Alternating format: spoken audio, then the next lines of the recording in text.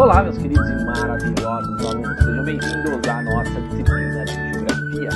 Galerinha, hoje em nossa aula vamos fragmentar o capítulo número 14 da apostila número 4. Sim, dando início à apostila número 4 do Sistema SAS. Galerinha, tem alguns exercícios pendentes, principalmente exercícios lá no Classe 1, que são os exercícios que vai ser um método avaliativo deste bimestre, ok? Alguns exercícios o professor deixou de aplicar neste período pela falta de tempo, tá? E o excesso de conteúdo que vocês estão assimilando aí. Então, façam os exercícios, dúvidas, podem me chamar, ok?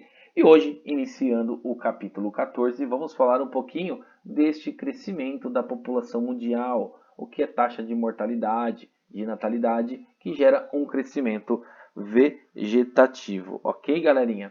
E para início de conversa, vamos entender um pouquinho como que o crescimento da população mundial acontece.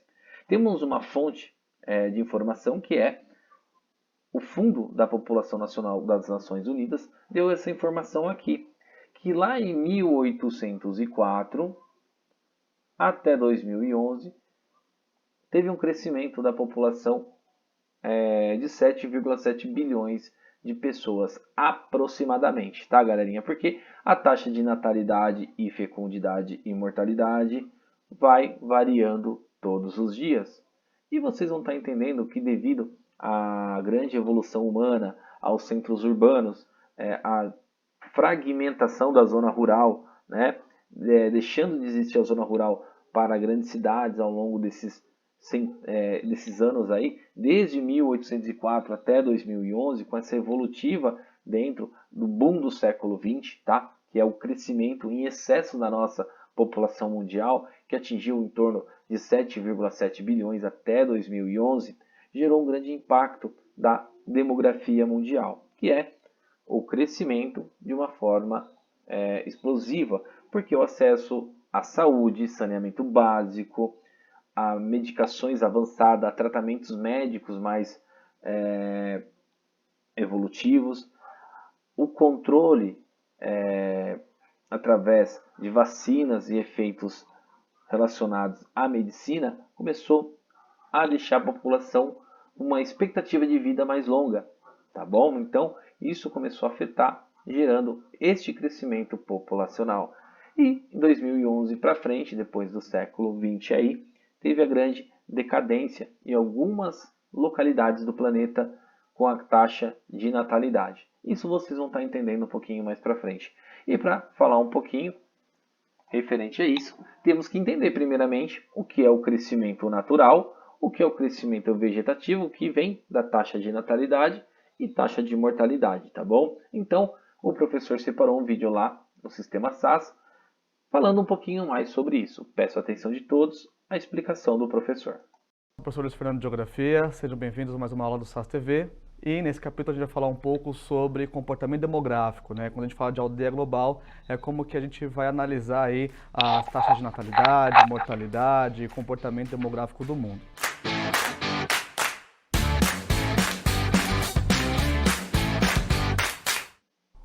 O mundo tem aproximadamente 7,5 bilhões de pessoas. Isso é muita gente e isso vem crescendo rápido. Mas esse crescimento nem sempre foi tão rápido. Para a gente entender o processo de crescimento demográfico, é importante lembrar de alguns índices: a taxa de natalidade e a taxa de mortalidade. O que é taxa de natalidade? É o número de nascimentos em determinado período e em determinado lugar. Então a gente analisa, por exemplo, quantas pessoas nasceram no Brasil no ano de 2020. Né? Então a gente consegue ter uma noção de taxa de natalidade.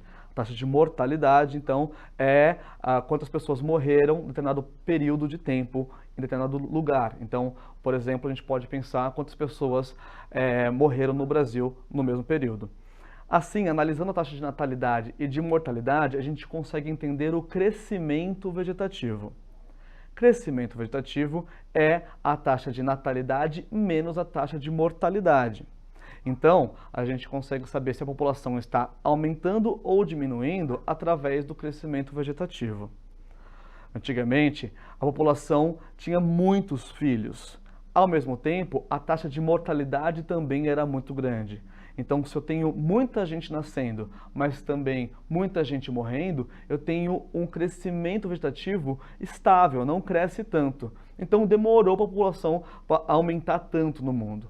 Porém, com o avanço da medicina, com o conhecimento de saneamento básico, a gente começa a diminuir as mortes, diminuir a mortalidade. Mas a natalidade ainda é muito alta. Então tem muita gente nascendo, mas cada vez menos pessoas morrendo. Isso vai fazer com que a população cresça muito rápido. A gente vai ter uma explosão demográfica aí no século XX, né? Um aumento significativo do crescimento vegetativo.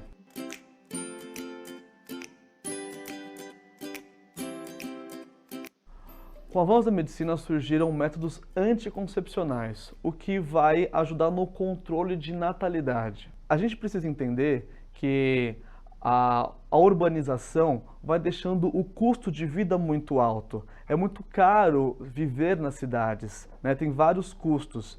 E ter muitos filhos significa também aumentar os custos. Então as famílias começam a fazer um planejamento familiar e prorrogar a vinda dos filhos, e não só deixar essa vinda dos filhos mais para frente, como também diminuir a quantidade de filhos por família.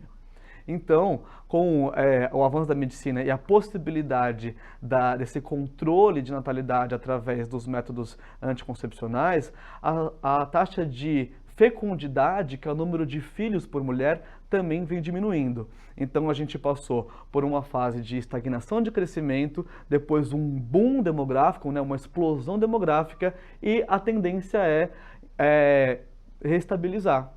Mas essa restabilização não acontece de fato, porque cada vez mais o custo de vida tem ficado muito alto e as famílias estão optando por ter um ou nenhum filhos.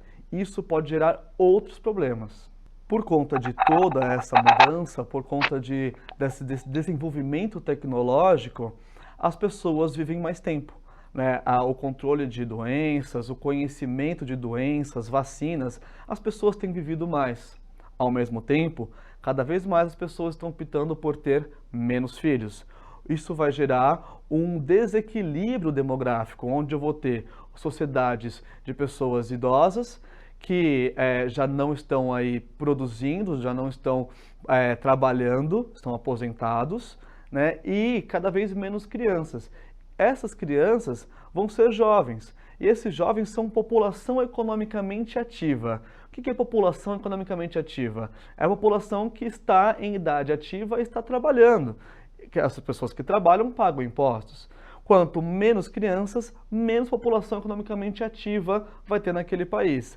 Isso pode gerar um problema de arrecadação de impostos e também um problema previdenciário, porque eu tenho muitos idosos, muitos aposentados e pouca gente para suprir esses custos.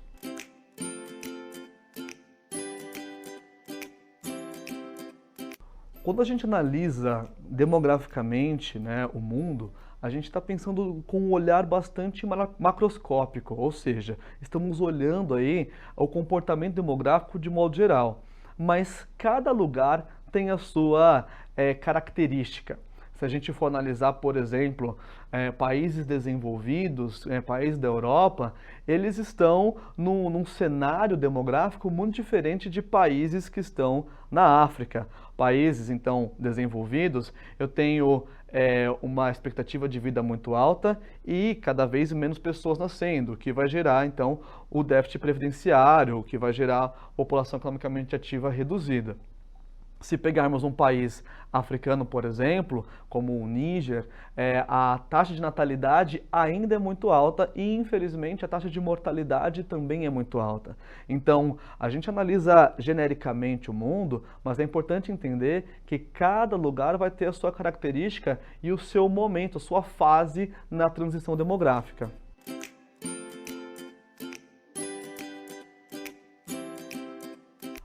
Atualmente, a Ásia é o continente com a maior concentração demográfica do mundo.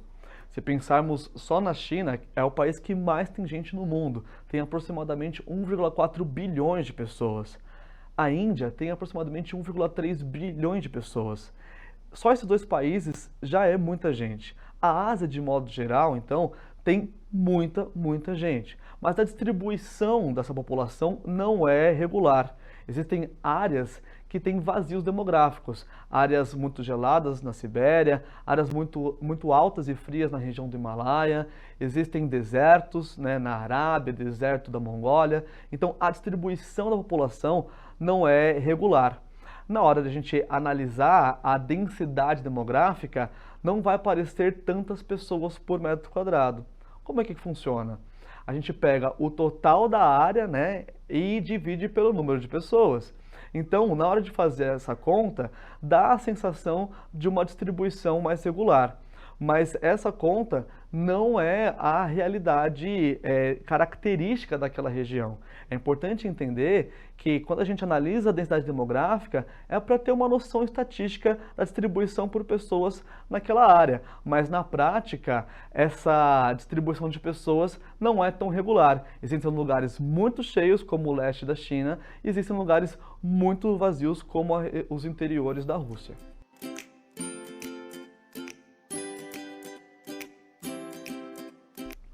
Dentro desse contexto de demografia, é importante lembrarmos sobre movimentos migratórios.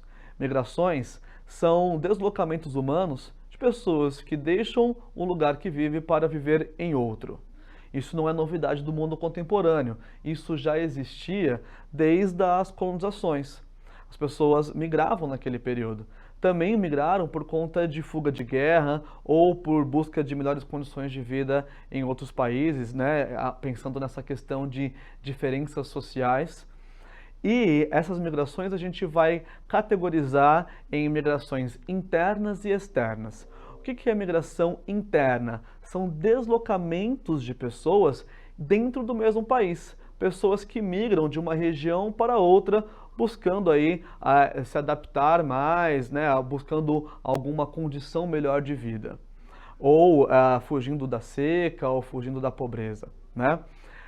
Isso pode acontecer, então, dentro do mesmo país. Existem migrações externas, que é quando pessoas saem das suas nações e vão tentar a vida em outras nações. Quando a gente analisa as migrações, é importante lembrar sobre o conceito de imigração e emigração. O que é o imigrante? O imigrante é quem chega e o emigrante é quem sai. Então, todo migrante, ele é emigrante em algum lugar, porque ele saiu de algum lugar, e ele é imigrante em outro lugar, porque ele está chegando nesse lugar. O século XX, mas principalmente o início do século XXI, é marcado por migrações associadas à fuga por questões religiosas e políticas, né? Essas migrações que são migrações forçadas. As pessoas que acabam precisando fazer isso, elas sofrem duplamente, porque tem que deixar sua terra natal, e deixar sua terra natal não é fácil, porque você está deixando para trás história, está deixando para trás pessoas, está deixando para trás uma relação importante que você teria com aquele espaço, e está chegando num lugar novo.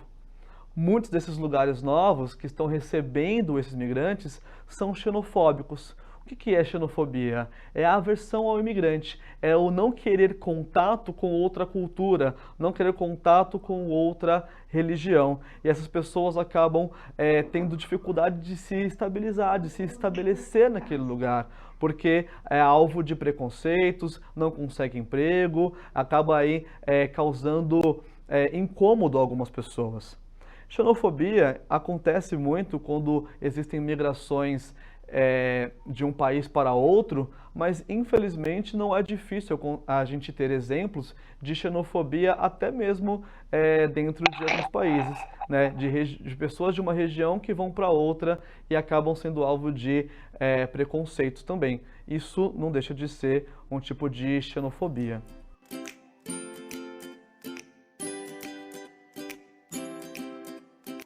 De modo geral, os países não são iguais no quesito desenvolvimento. Existem países mais desenvolvidos do que outros.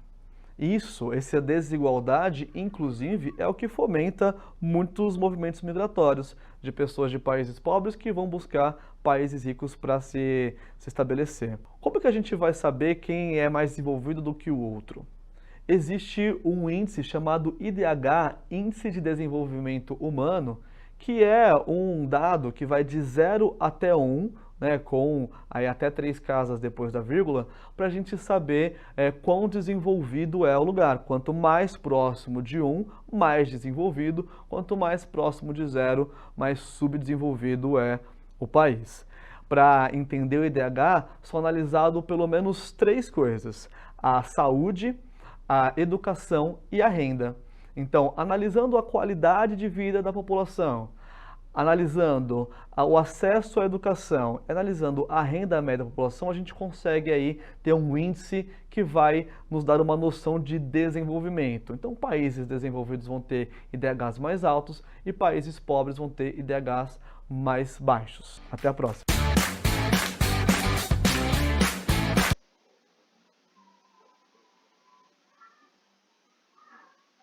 Então, galerinha, gostaram do vídeo do professor? Espero que sim. Então, galerinha, quando falamos principalmente em crescimento natural, também chamado de crescimento vegetativo, é aquele obtido por meio da taxa de natalidade e de mortalidade, ok? Lembrando que a taxa de natalidade indica quantas pessoas nasceram proporcionalmente ao número total de habitantes de um determinado local, ok?